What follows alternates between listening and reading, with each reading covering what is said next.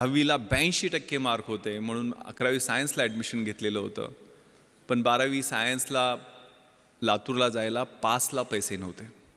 ₹250 पासला नव्हते. आईनं द्यायला उशीर केला. 15-20 दिवस 12वी सायन्सची कॉलेज चुकलं. आपल्याला माहीत आहे सायन्सचा अभ्यास कसा असतो आणि मग त्या त्या त्या फ्रस्ट्रेशनमधून, त्या आगतिकतेमधून तिनं गळ्याला फास लावला. तिनं जी सुइसाईड नोट, आत्महत्येपूर्वीची जी चिठ्ठी लिहिलेली आहे ती अजूनही माझ्या मोबाईलमध्ये आहे. त्याच्यात ती काय लिहिते, बाबा मला माफ करा.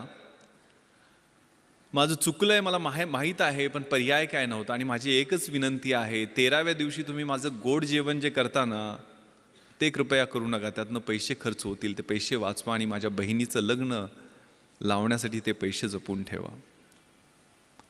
माहीत नाही 69 वर्ष होऊन गेली स्वातंत्र्याला, अशी परिस्थिती आपल्याला सामोरी जावी लागते.